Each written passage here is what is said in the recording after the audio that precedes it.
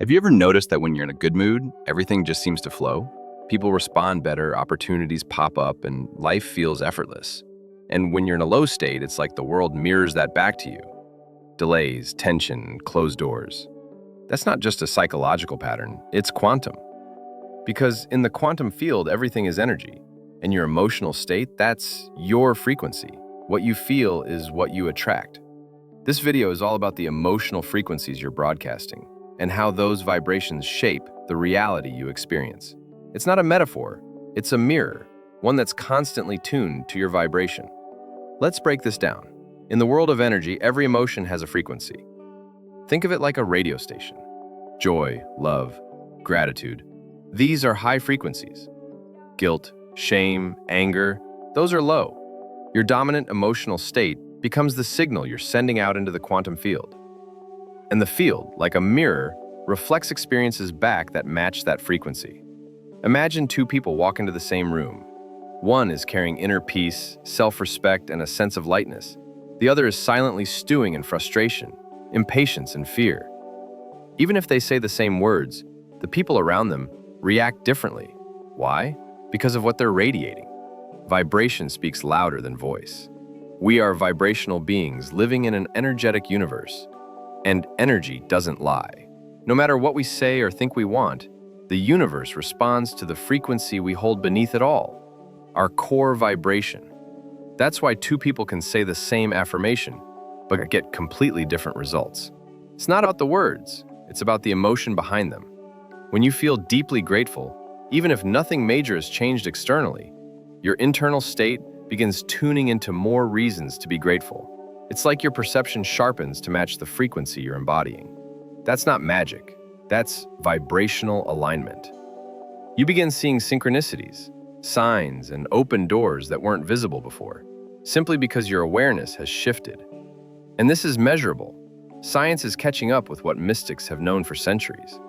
Experiments with heart rate variability and electromagnetic coherence show us that our internal states shape the world around us. Consciousness isn't just reactive, it's creative.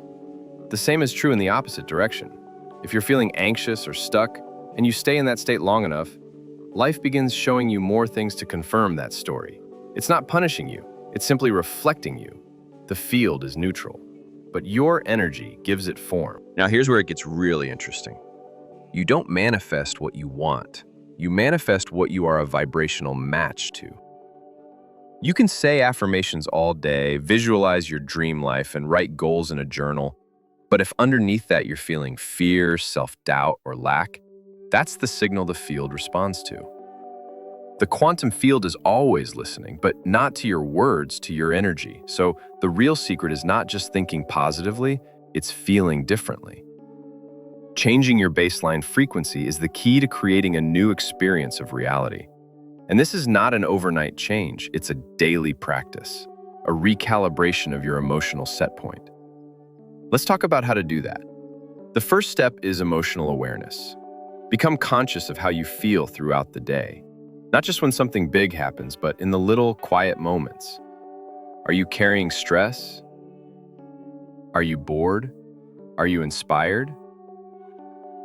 Your dominant emotion is your frequency, and often we're broadcasting signals we're not even aware of. The subtle tension in your shoulders, the sigh you didn't notice, the habitual thought patterns you've repeated for years, all of it is part of your vibration. Keep a small journal, not for deep entries, but just to check in. Write down your emotional state in real time. Over a few days, you'll see patterns emerge. And once you can see it, you can shift it. The second step is emotional choice. Once you notice a lower frequency, pause, breathe, and choose again, you can shift your frequency in small ways by playing music that lights you up, stepping outside for sunlight, moving your body, or focusing on a single thing you're grateful for. Even 17 seconds of pure, elevated emotion can begin the shift. Why 17? Because according to many spiritual and quantum teachings, that's enough time to activate a new vibrational trajectory. And once you hold it long enough, momentum builds. It doesn't have to be huge, just consistent. Energy compounds. You're not avoiding emotion, you're not bypassing what you feel. You're mastering it. You're becoming a conscious conductor of your own energetic state. Let's go even deeper. Your heart emits an electromagnetic field more powerful than the brain. When your emotions and thoughts are in harmony, when you feel coherence, your heart and brain align. This creates a measurable change in your physiology and electromagnetic field. You become a transmitter of balanced, aligned energy, and that state has the power to shift outcomes. This is why practices like heart-focused breathing, meditation, and gratitude journaling work. Not because they're trendy, but because they literally shift your electromagnetic signal, and the field responds. Consider this. When your energy is aligned, and you act from that alignment, things begin to feel effortless. You're no longer pushing against the current. You're flowing with it. Your inspired actions carry more weight. Your words reach the right people. Synchronicities multiply. Life stops feeling random and starts feeling guided. Remember, the field isn't judging you. It's responding to you.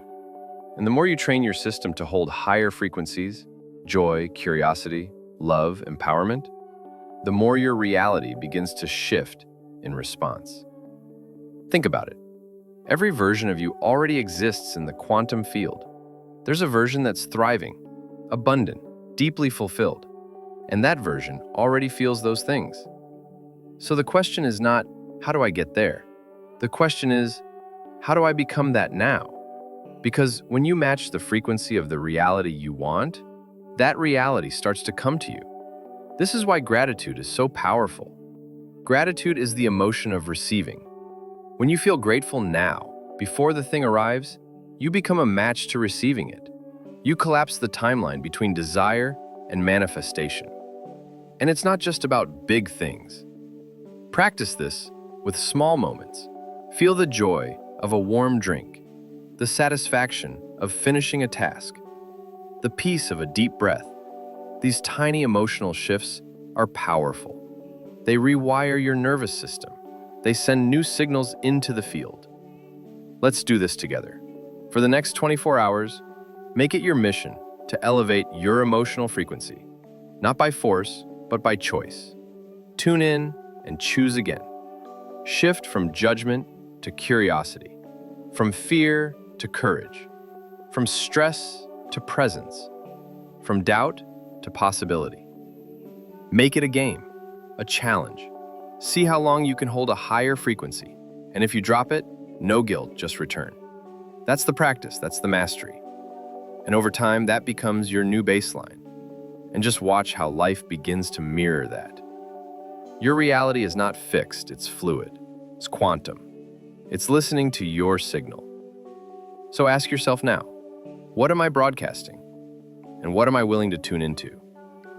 If this resonates with you, let me know in the comments what frequency you're choosing to embody today.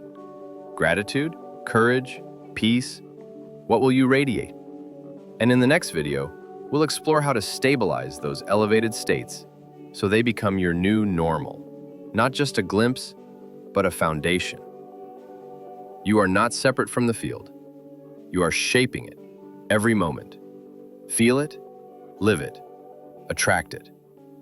And if this sparks something in you, subscribe and join me for more insights like this. You're not just observing reality, you're creating it.